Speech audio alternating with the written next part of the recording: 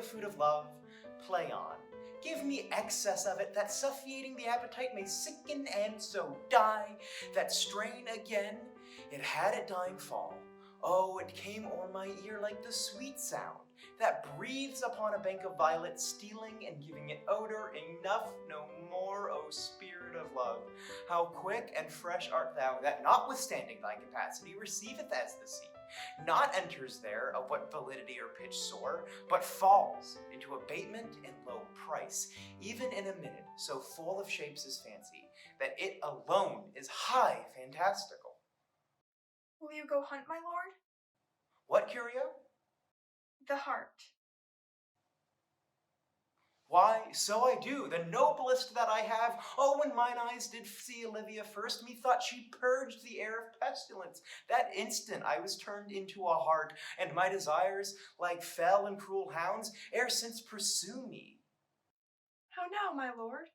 How now? What news of her? So please, my lord, I might not be admitted, but from her handmaid do return this answer. The element itself, till 7 years' heat, shall not behold her face at ample view, but, like a cloistress, she will veiled walk in water once a day her chamber round with eye-offending brine. All this to season a brother's dead love, which she would keep fresh and lasting in her sad remembrance. She that hath a heart of that fine frame, to pay this debt of love, but to a brother, how will she love when the rich golden shaft that hath killed the flock of all affections else, that live in her, in liver, brain, heart, these sovereign thrones are all supplied and filled, her sweet perfections with one self-king. Away before me, to sweet beds of flowers, love thoughts lie rich when canopied with bowers. What country, friends, is this? This is Illyria, lady. And what should I do in Illyria? My brother, he is in Elysium. Perchance he is not drowned. What think you, sailors? It is perchance that you yourself were saved. Oh, my poor brother, and so perchance were saved. True, madam, and to comfort you with chance, assure yourself. After our ship did split, when you and those poor numbers saved with you hung on our driving boat, I saw your brother, most provident in peril, bind himself, courage and hope both teaching him the practice, to a strong mast that lived upon the sea, where, like Arion on the dolphin's back, I saw him hold acquaintance with the waves so long as I could see. For saying so, there's gold. Mine own escape unfoldeth to my hope, whereto thy speech serves for authority, the like of him. Knowest thou this country? Aye, madam, well, for I was bred and born not 3 hours' travel from this very place. Who governs here? A noble duke in nature as in name. What's the name? Orsino. Orsino? I have heard my father name him. He was a bachelor then. And so is now, or was so very late. For but a month ago I went from hence, and then 'twas fresh in murmur, as you know what great ones do the less will prattle of, that he did seek the love of fair Olivia. What's she? A virtuous maid, the daughter of a count that died some 12 months since, then leaving her in the protection of his son, her brother, who also shortly died, for whose dear love, they say, she hath abjured the company and sight of men. Oh, that I serve that lady and may not be delivered to the world, till I had made my own occasion mellow, what my estate is. That were hard to compass, because she will admit no kind of suit, no, not the duke's. There is a fair behaviour in thee, captain, and though that nature with a beauteous wall doth oft close in pollution, I will believe thou hast a mind that suits with this thy fair and outward character. I prithee, and I'll pay thee bounteously, conceal me what I am, and be my aid, for such disguise shall as haply become the form of my intent. I'll serve this duke. Thou shalt present me as a eunuch to him, and it may be very worth thy pains, for I can sing and speak to him in many forms of music that will allow me very worth his service. Whatever else may have to time I shall commit, but only shape thou thy silence to my wit. Be you his eunuch, and your mute I'll be. When my tongue blabs, then let mine eyes not see. I thank thee. Lead me on.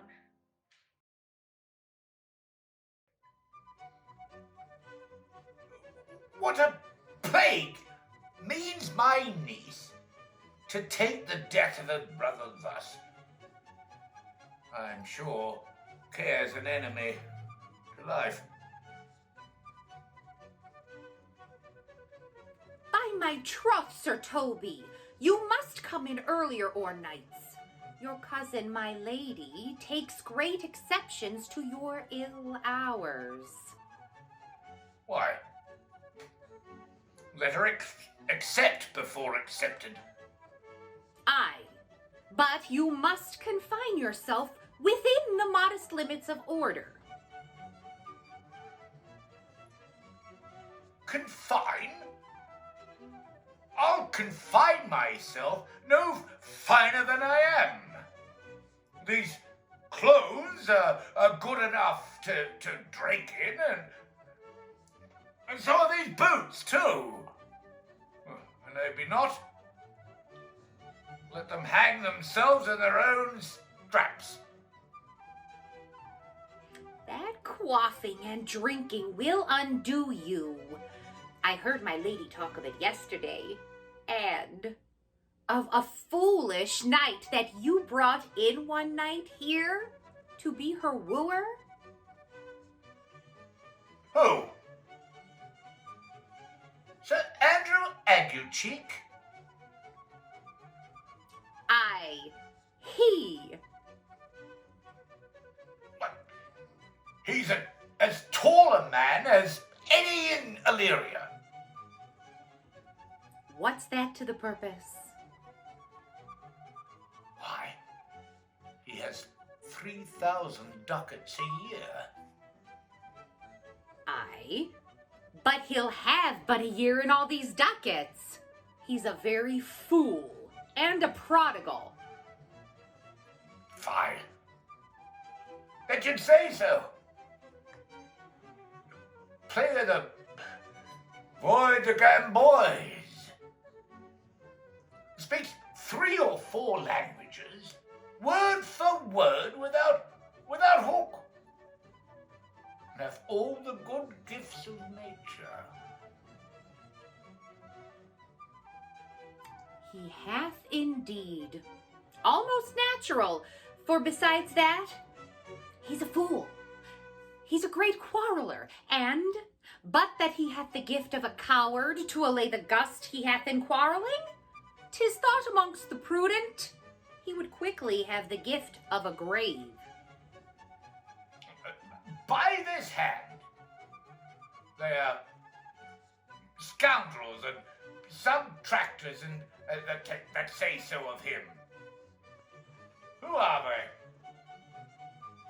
They that add, moreover, he's drunk nightly in your company.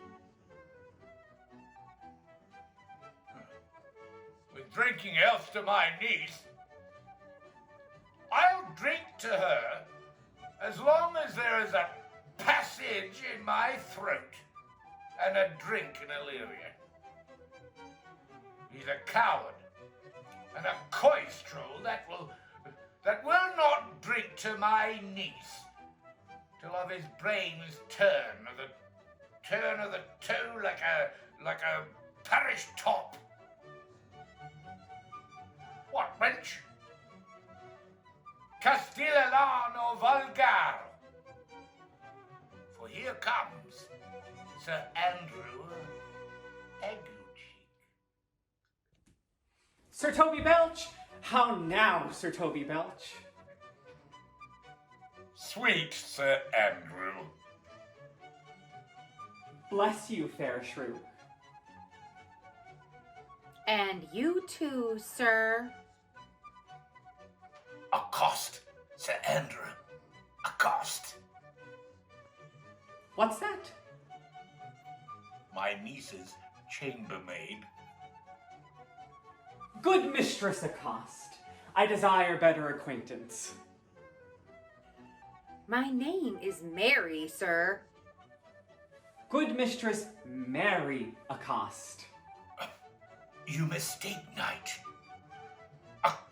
Accost is front her, board her,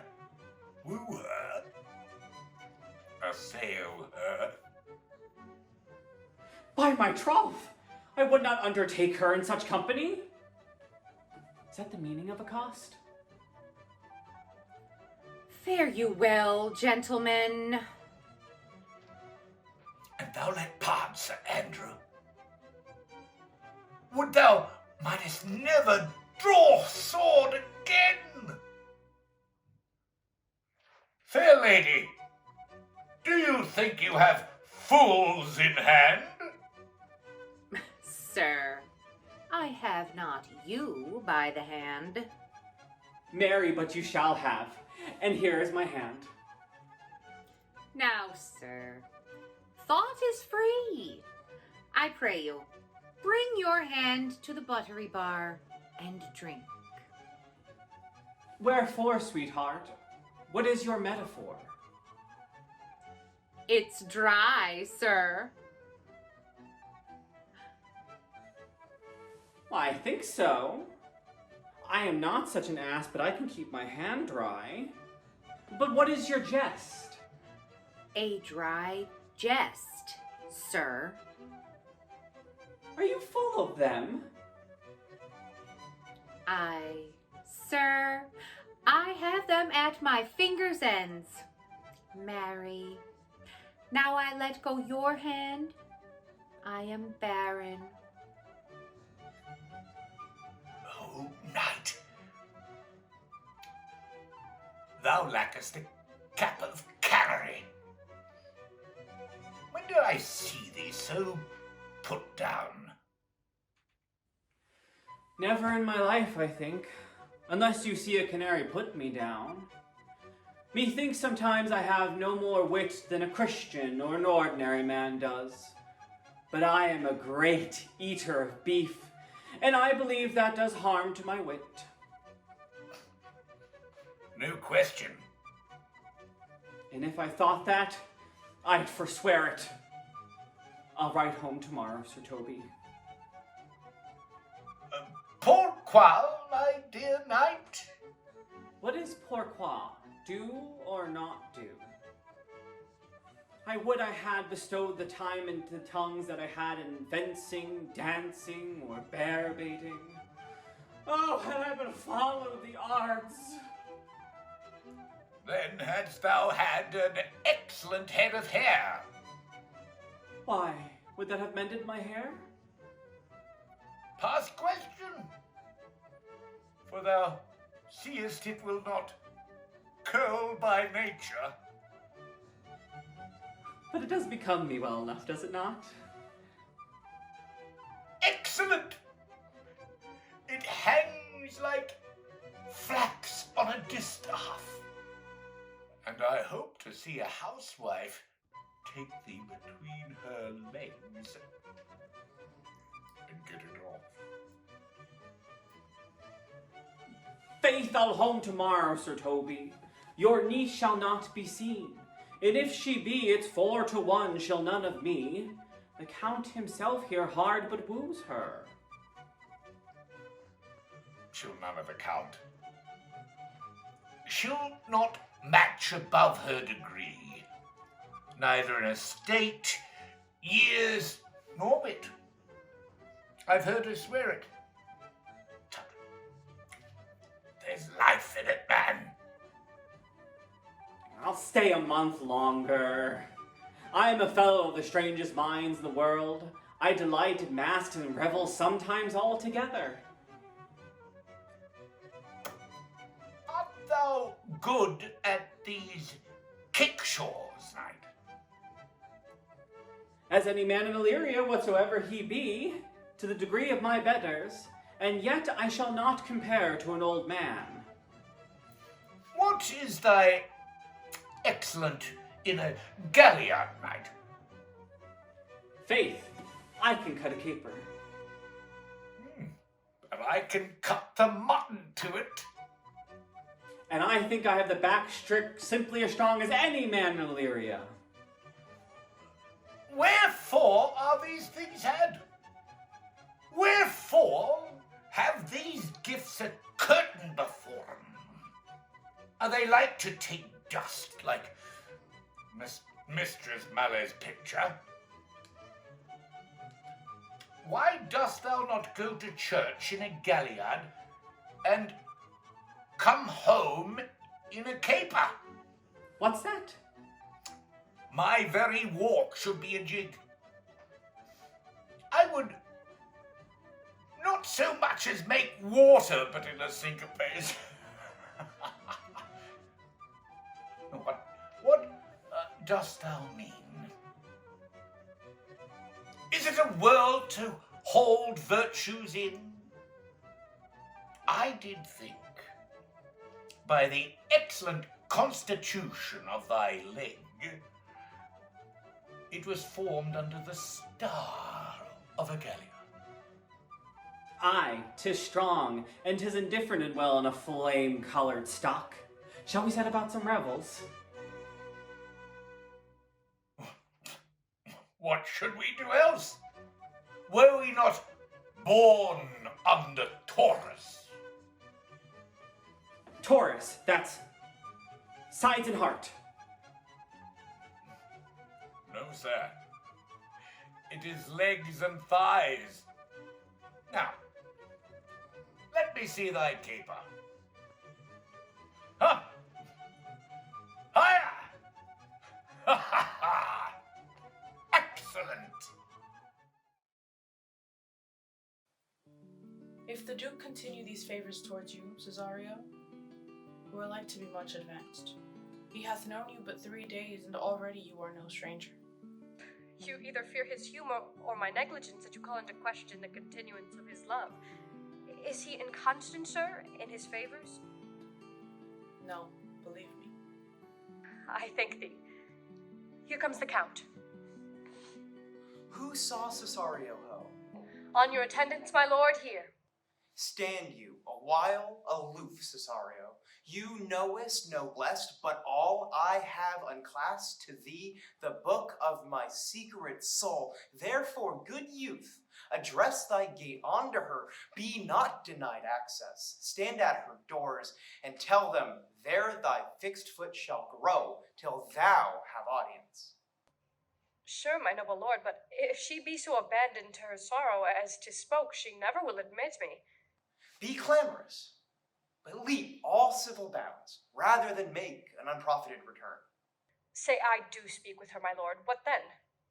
Oh, then unfold my passion of love. Surprise her with discourse of my dear faith. It shall become thee well to act my woes. She will attend it better in thy youth than in nugios of more grave aspect. I think not so, my lord. Dear lad, believe it, for they shall yet believe thy happy years. Say thou art a man. Diana's lip is not more smooth or rubious. Thy small pipe is as the maiden's organ, shrill and sound, all semblative a woman's part. Know thy constellation is right apt. For this affair, some 4 or 5 attend him, all, if you will, for myself am best, when at least in company. Prosper well in this, and thou shalt live as freely as thy lord, to call his fortunes thine. I'll do my best to woo your lady. Yet a barful strife, whoe'er I woo myself would be his wife. Nay, either tell me where thou hast been, or I will not open my lips so wide as a bristle may enter in way of thy excuse. My lady will hang thee for thy absence. Well, let her hang me then. He who is well hanged in this world needs to fear no colors. Make that good. He shall see none to fear. A good Lenten answer. I can tell thee where that saying was born, of I fear no colors. Where, good Mistress Mary? In the wars. And that may you be bold to say in your foolery. Well, God give them wisdom that have it, and those that are fools, well, let them use their talents. Yet you will be hanged for being so long absent, or to be turned away. Is that not as good as a hanging to you? Oh, Well, many a good hanging prevents a bad marriage, and for turning away, well, let summer bear it out. You are resolute, then? Not so, neither, but I resolved on 2 points. That if one break, the other will hold. Or, if both break, your gaskins fall. Apt. In good faith, very apt. Well, go thy way. If Sir Toby would leave drinking, thou wert as witty as a piece of Eve's flesh as in any in Illyria. Peace, you rogue. No more of that. Here comes my lady. Make your excuse wisely. You were best. Wit, and it be thy will, put me in good fooling. Those wits that think they have thee do very oft prove fools, and I, that I am sure I lack thee, may pass for a wise man. For what say Quinnopolis? Better a witty fool than a foolish wit. God bless thee, lady. Take the fool away. Do you not hear, fellows? Take away the lady. Go to. You're a dry fool, I'll know more of you. Besides, you grow dishonest. 2 faults, Madonna, that drink and good counsel will amend. For give the dry fool drink, then the fool is not dry. Bid the dishonest man mend himself. If he mend, he is no longer dishonest. If he cannot, let the botcher mend him. Anything that's mended is but patched. Virtue that transgresses is but patched with sin, and sin that amends is but patched with virtue. If that this simple syllogism will serve so. If it will not, what remedy? As there is no true cuckold but calamity. So beauty's a flower. The lady bade take away the fool, therefore I say again, take her away. Sir, I bade them take away you. Miss prison in the highest degree, lady.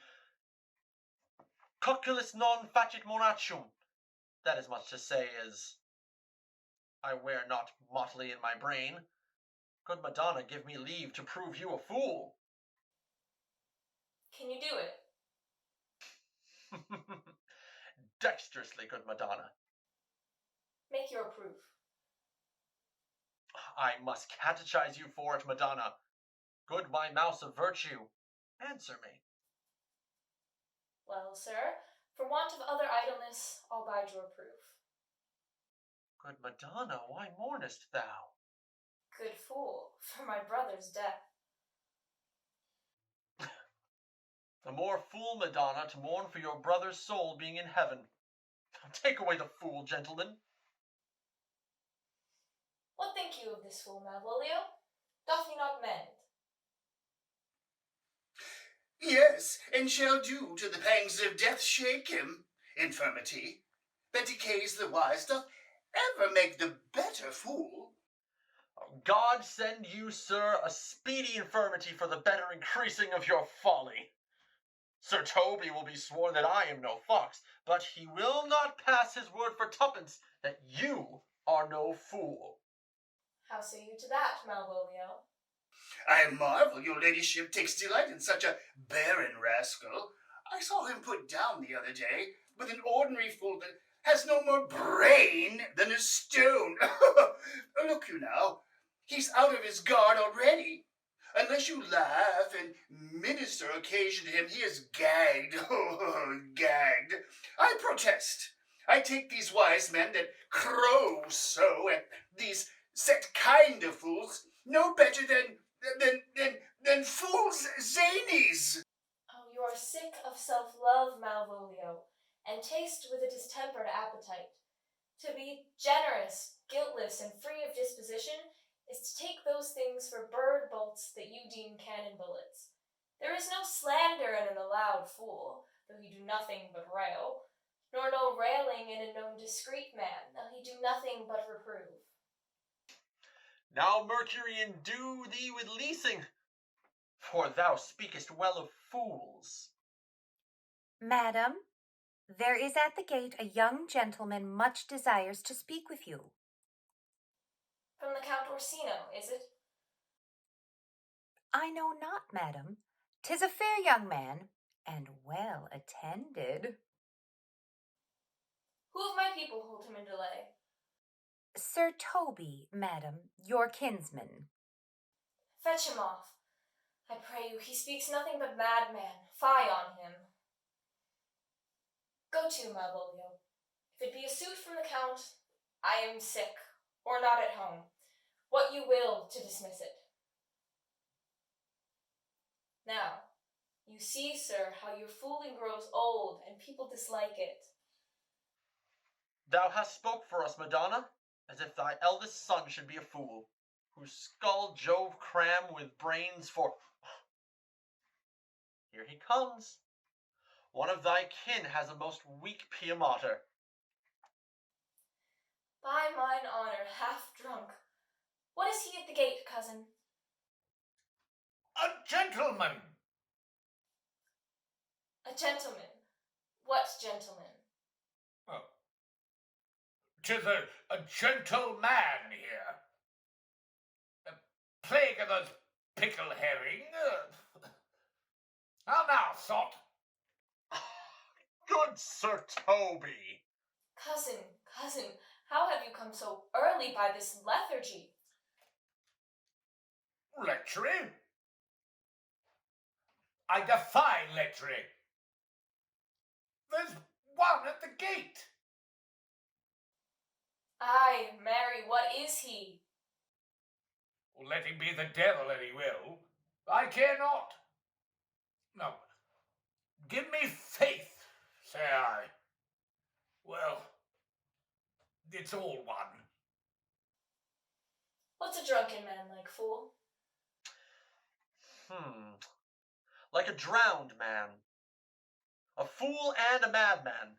One draught above heat makes him a fool. The second mads him. And the third drowns him. Go thou and seek the crowner, and let him sit on my cuz, for he's in the 3rd degree of drink. He's drowned.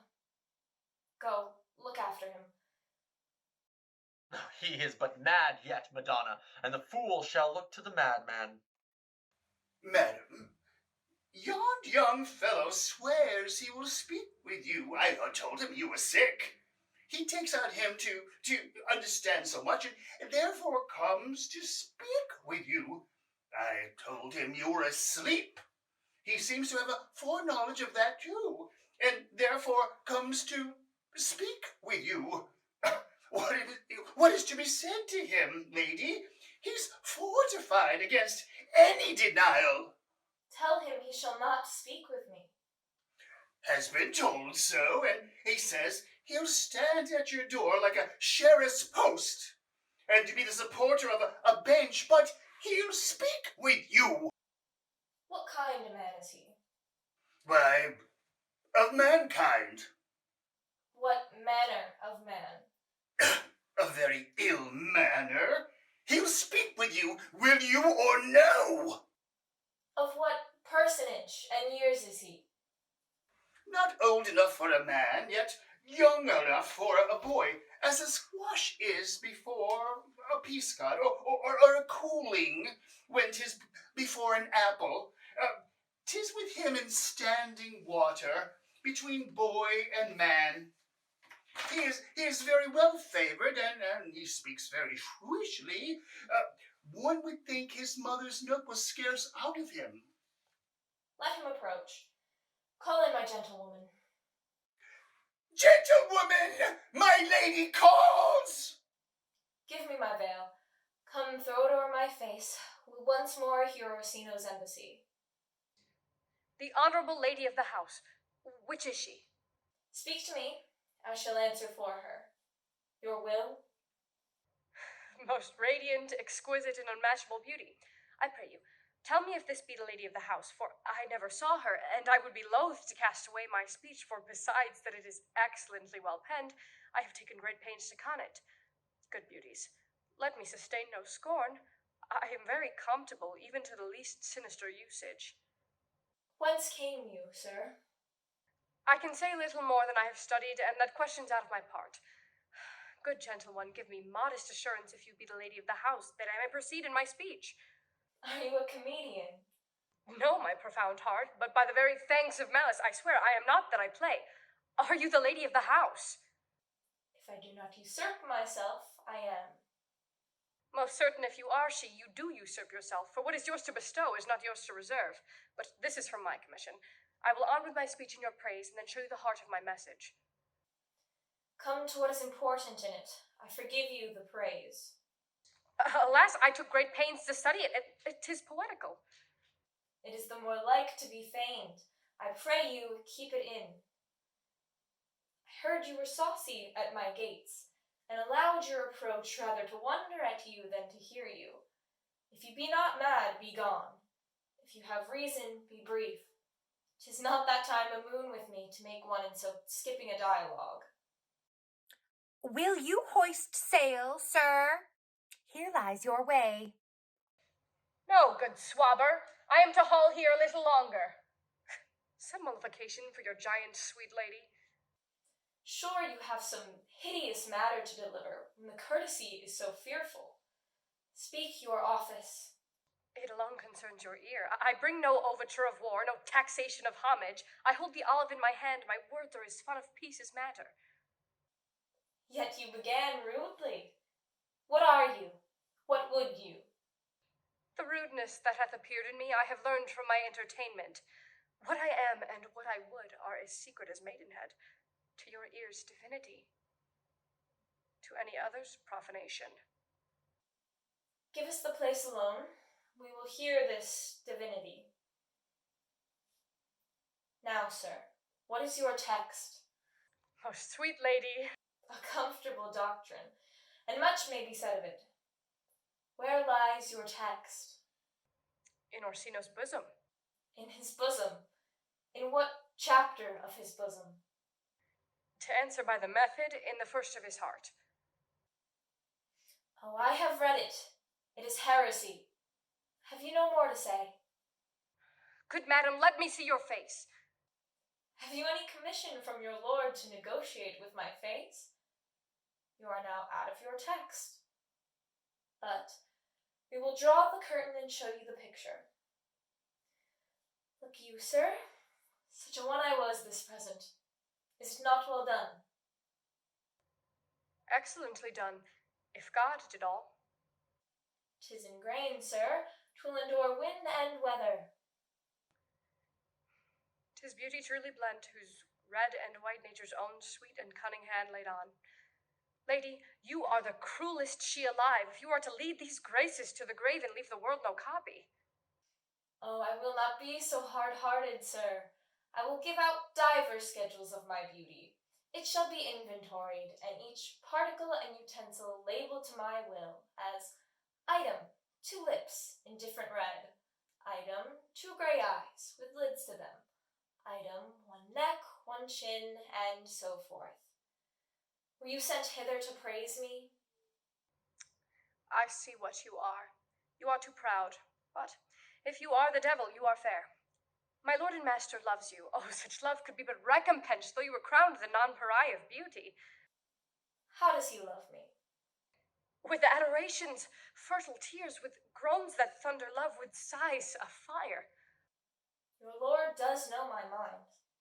I cannot love him, yet I suppose him virtuous, know him noble, of great estate, of fresh and stainless youth, in voices well divulged, free, learned, and valiant, and in dimension and the shape of nature a gracious person.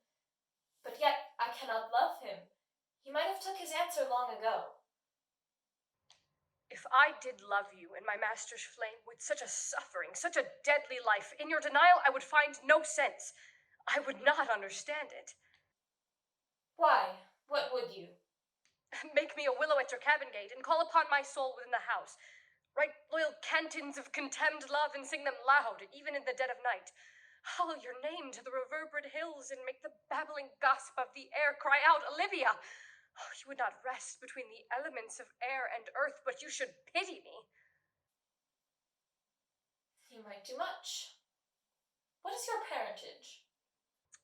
Above my fortunes, yet my state is well. I am a gentleman. Get you to your lord. I cannot love him. Let him send no more. Unless, perchance, you were to come to me again to tell me how he takes it. Fare you well. I thank you for your pains. Spend this for me. Am no fee to post, lady. Keep your purse. My master, not myself, lacks recompense. Love make his heart a flint that you shall love, and let your fervour, like my master's, be placed in contempt. Farewell, fair cruelty. What is your parentage? Above my fortunes, yet my state as well. I am a gentleman. I'll be sworn thou art. Thy tongue, thy face, thy limbs, actions, spirit do give thee fivefold blazon. Not too fast. Soft, soft. Unless the master were the man. How now? Even so quickly may one catch the plague. Methinks I feel this youth's perfections with an invisible and subtle stealth to creep in at mine eyes. Well, let it be. What ho, Malvolio?